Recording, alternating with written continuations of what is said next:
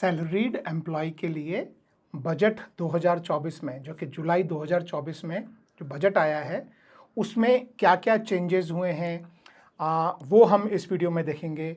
बहुत सारे चेंजेस हैं जो सैलरीड एम्प्लॉयज़ के लिए वैलिड हैं, जैसे कि स्टैंडर्ड डिडक्शन में चेंज है, long term capital gain, short term capital gain, slabs में चेंज है, टीडीएस में चेंज है।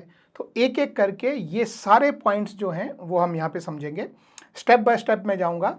तो सबसे पहले हम बात करते हैं टैक्स स्लैब की। टैक्स स्लैब में जैसा कि आप जानते हैं कि एक ओल्ड रिजीम है, एक न्यू रिजीम है। ओल्ड रिजीम में कोई भी चेंजेस नहीं हुए हैं, यानी आप अपने पुराने एचआरए का, ईपीएफ, पीपीएफ वो सारे डिडक्शंस आप ले रहे हैं और ओल्ड रिजीम में फाइल कर रहे हैं, तो आपके स्लैब्स में कोई भी चेंजेस नहीं हुए हैं। आपके स्लैब्स जो पहले थे वैसे के वैसे ही हैं, जैसा कि आप स्क्रीन पे देख सकते हैं कि 2.5 लाख तक कोई टैक्स नहीं है, 2.5 लाख से 5 लाख तक 5% टैक्स है, 5 लाख से 10 लाख तक 20% टैक्स है और 10 लाख से ऊपर 30% टैक्स है। तो ये बात हो गई ओल्ड रिजीम की। अब हम बात करते हैं न्यू रिजीम की। न्यू रिजीम में कुछ चेंजेस भी हुए हैं। तो आपके सामने स्क्रीन पे रिवाइज इनकम टैक्स रेट है।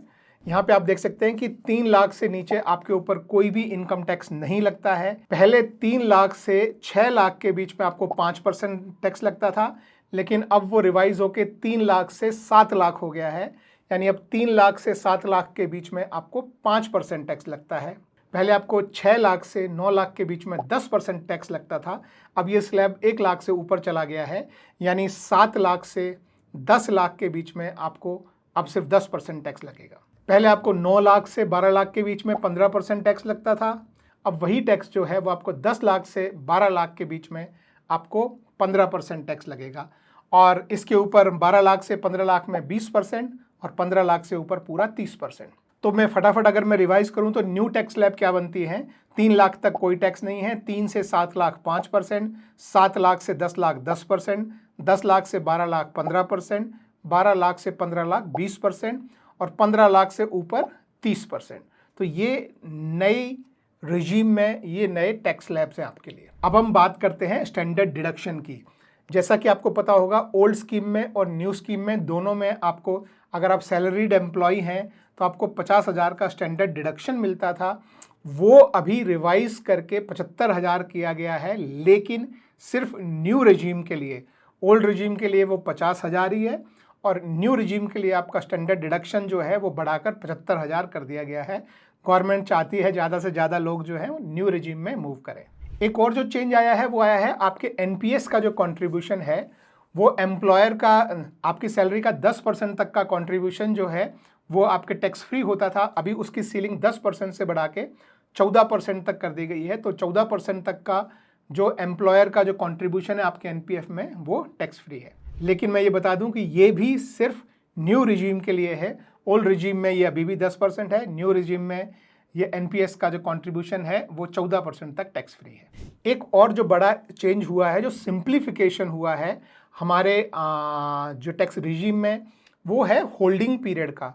पहले अलग अलग चीज़ों की होल्डिंग पीरियड अलग अलग होती थी, जैसे कि इक्विटी में अगर आप पैसा लगाते हैं तो आपका 12 महीने से कम शॉर्ट टर्म होता था, 12 महीने से ज़्यादा लॉन्ग टर्म होता था। फिर कुछ ऐसे एसेट हैं जहाँ पे 24 महीने से पहले शॉर्ट टर्म और 24 महीने के बाद लॉन्ग टर्म।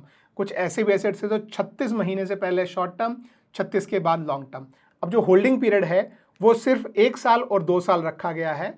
जो भी लिस्टेड सिक्योरिटीज़ हैं, आपके शेयर्स हैं, म्यूचुअल फंड्स हैं, इन सब में आपका होल्डिंग पीरियड जो है वो 1 साल से कम शॉर्ट टर्म है, 1 साल से ज़्यादा लॉन्ग टर्म है। इसमें आपके रीट्स और जो भी चीज़ शेयर मार्केट पे लिस्टेड है वो सबका जो है टर्म सबका सेम हो गया है, वो है 12 महीने। 12 महीने से पहले शॉर्ट टर्म, 12 महीने के बाद लॉन्ग टर्म। और इनके अलावा जो भी बाकी सारे जो एसेट्स हैं उनका सबका एक ही सेट कर दिया है, वो है 24 महीने। तो 24 महीने से पहले शॉर्ट टर्म, 24 महीने के बाद लॉन्ग टर्म। तो लिस्टेड सिक्योरिटीज़ 12 महीने, ऑल अदर एसेट्स 24 महीने। अब एक और जो सबसे बड़ा चेंज आया है वो है आपके इन्वेस्टमेंट पर शॉर्ट टर्म कैपिटल गेन। अब हम बात करते हैं इक्विटी के शॉर्ट टर्म गेन की, यानी शेयर्स में अगर आप ट्रेड करते हैं, इन्वेस्ट करते हैं या म्यूचुअल फंड्स में, तो उनमें पिछले साल तक जो है 15% आपको short term capital gain tax लगता था। अब वो बढ़ाकर 20% कर दिया गया है। और ये आप पर लागू होता है 23 जुलाई 2024 तक। यानी इस फाइनेंशियल ईयर में अगर आपने 22 जुलाई या उससे पहले कोई चीज़ बेची है तो उस पर, और वो शॉर्ट टर्म कैपिटल गेन में आती है, तो उस पर सिर्फ 15% टैक्स लगेगा। 23 जुलाई 2024 या उसके बाद में कोई चीज़ आपने जो बेची है जो इस शॉर्ट टर्म पीरियड में आती है, मैं यहाँ बात कर रहा हूँ इक्विटी की, यानी शेयर्स, म्यूचुअल फंड वगैरह, तो आपको जो है नई टैक्स रेट यानी कि 20% के हिसाब से आपको short term capital gain tax देना पड़ेगा। बिल्कुल इसी तरह से शेयर्स और म्यूचुअल फंड पे जो लॉन्ग टर्म कैपिटल गेन है वो भी रिवाइज किया गया है। पहले इसकी रेट 10% थी, अब वो रिवाइज करके 12.5% कर दी गई है, और ये भी 23 जुलाई 2024 से ही एप्लीकेबल होगा। यानी इस साल की स्टार्टिंग से लेकर 22 जुलाई तक अगर आपने कोई शेयर्स या म्यूचुअल फंड बेचे हैं और उस पर आपको long term capital gain tax लगा है तो वो उस पर आपको 10% टैक्स देना पड़ेगा। लेकिन अगर 23 जुलाई 2024 या उसके बाद में अगर आपने कोई शेयर या म्यूचुअल फंड बेचे हैं और उस पर आपको लॉन्ग टर्म कैपिटल गेन्स हुआ है तो उस पर आपको टैक्स नए टैक्स रेट यानी कि 12.5% के हिसाब से देना पड़ेगा। लेकिन लॉन्ग टर्म कैपिटल गेन में आपको एक यहाँ पे बेनिफिट दिया जा रहा है, वो ये है कि पिछले साल तक 1 लाख के लॉन्ग टर्म कैपिटल गेन पर कोई टैक्स नहीं होता था। जो आपको ये इक्विटी वगैरह से जो आपको लॉन्ग टर्म कैपिटल गेन्स मिलता था उस पर 1 लाख तक टैक्स नहीं होता था, 1 लाख से ऊपर आपको 10% टैक्स लगता था। अब ये 1 लाख की जो एग्जम्पशन लिमिट है वो बढ़ाकर 1.25 लाख कर दी गई है। यानी आपको 1.25 लाख तक टैक्स नहीं लगेगा, लेकिन 1.25 लाख से ऊपर जितना भी आपको लॉन्ग टर्म कैपिटल गेन मिल रहा है इक्विटी से, म्यूचुअल फंड से, उन सब पर आपको 12.5% अब टैक्स देना पड़ेगा। बाकी जो सारे एसेट्स हैं जिन पे पहले 20% टैक्स लगा करता था, कुछ पे इंडेक्सेशन का बेनिफिट मिलता था, कुछ पे नहीं मिलता था, अब उन सब एसेट्स पे टैक्स को ड्रॉप करके 20% से लॉन्ग टर्म कैपिटल गेन्स को ड्रॉप करके 12.5% सब पे स्टैंडर्ड कर दिया है। इसमें होल्डिंग पीरियड, जैसे मैंने आपको बताया कि 24 महीने का होल्डिंग पीरियड है। इसमें बहुत सारी चीज़ें आ जाती हैं, जैसे कि आप इसमें अनलिस्टेड शेयर्स हो सकते हैं, आपकी दूसरी सिक्योरिटीज़ हो सकती हैं, आपकी इमूवेबल प्रॉपर्टीज़, घर, प्लॉट वगैरह हो सकता है, आपकी ज्वेलरी हो सकती है।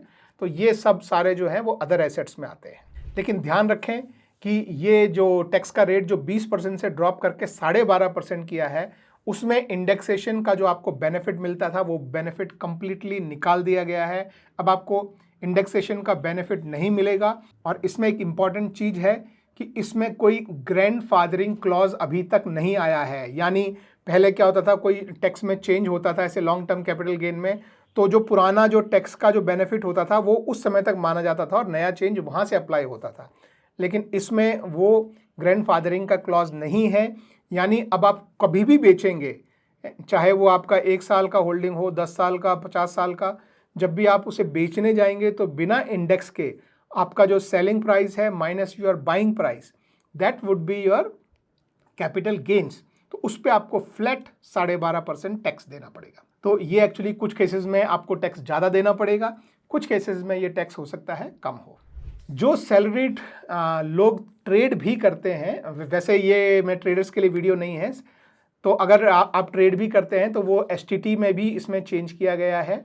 और एसटीटी के चेंज जो है, थोड़ा सा एसटीटी इंक्रीज़ किया गया है जो कि 1 अक्टूबर 2024 से लागू होगा। लेकिन ध्यान रहे, लॉन्ग टर्म कैपिटल गेन और शॉर्ट टर्म कैपिटल गेन के जो चेंजेस हैं वो आपके 23 जुलाई 2024 से लागू हो चुके हैं। और थोड़े जो कुछ और जो चेंजेस हैं मैं उनकी बात कर लेता हूँ। एक जो चेंज है वो आया है आपका टीडीएस में। अगर आपको 194H में किसी तरह का कमीशन मिलता है तो पहले उस पर 5% का जो टीडीएस रेट था, अभी वो रेट रिड्यूस होकर 2% कर दिया गया है और ये 1 अक्टूबर 2024 से लागू हो जाएगा। इसी तरह से 194IB में जब आप हाउस रेंट पेमेंट करते हैं तो उस पर जो 5% का जो टीडीएस होता था, अब वो भी रिड्यूस करके इन्होंने 2% पे मूव कर दिया है और ये भी 1/10/2024 से लागू होगा। एक नया टीसीएस इंट्रोड्यूस किया है। टीसीएस यानी टैक्स कलेक्शन एट सोर्स, जो कि लग्जरी गुड्स के लिए है। अब कोई भी लग्जरी गुड्स जो कि 10 लाख रुपए से ज़्यादा की है, हो सकता है आपने कोई घड़ी खरीदी है, हो सकता है आपने कोई लग्जरी कार खरीदी है, तो उसके ऊपर भी अब टीसीएस लगेगा, यानी टैक्स कलेक्शन एट सोर्स आपसे लिया जाएगा।